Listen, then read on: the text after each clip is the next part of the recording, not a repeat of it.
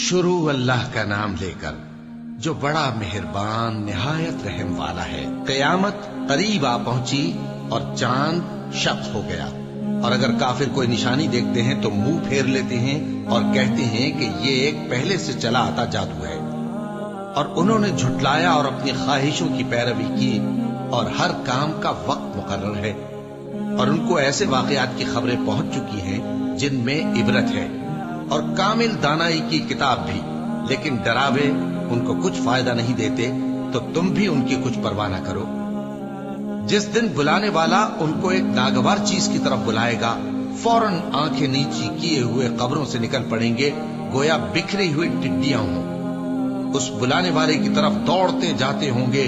काफिर कहेंगे ये दिन बड़ा सख्त है। इनसे पहले नूह की कौम ने भी तकजीब की थी, तो उन्होंने हमारे बंदे को झुटलाया और कहा कि दीवाना है, और उन्हें डांटा भी गया।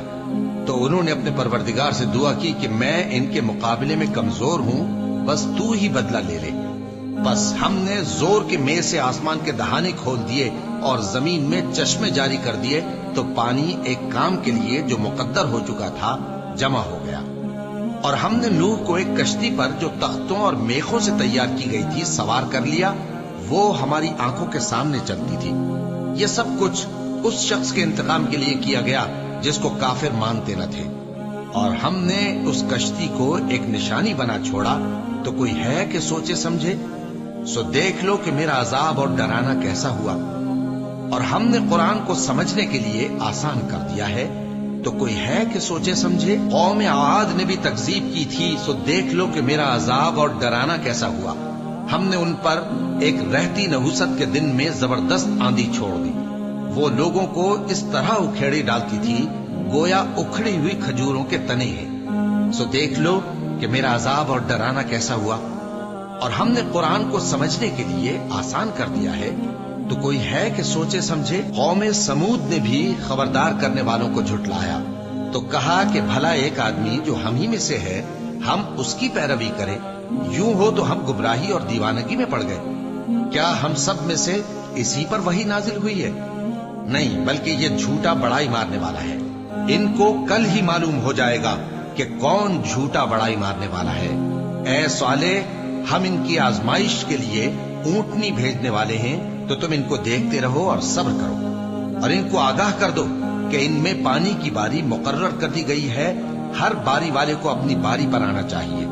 तो उन लोगों ने अपने रफीक को बुलाया और उसने ऊंटनी को पकड़ लिया, फिर उसे मार डाला। सो देख लो कि मेरा अजाब और डराना कैसा हुआ।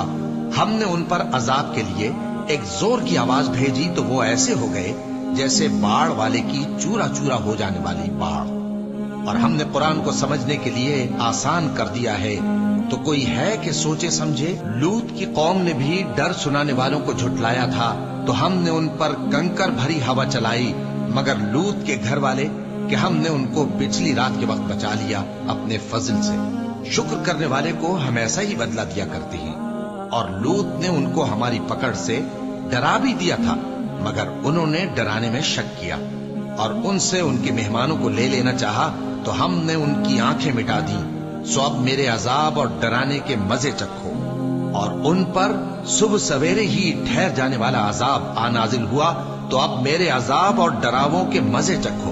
और हमने कुरान को समझने के लिए आसान कर दिया है, तो कोई है कि सोचे समझे? और कौम फिरौन के पास भी डर सुनाने वाले आए थे, उन्होंने हमारी तमाम निशानियों को झुटलाया, तो हमने उनको इस तरह पकड़ लिया जिस तरह एक कवी और गालिब शख्स पकड़ लेता है। ए अहले अरब, क्या तुम्हारे काफिर इन लोगों से बेहतर हैं, या तुम्हारे लिए पहली किताबों में अजाब से कोई छुटकारा लिख दिया गया है? क्या ये लोग कहते हैं कि हमारी जमात बड़ी मजबूत है?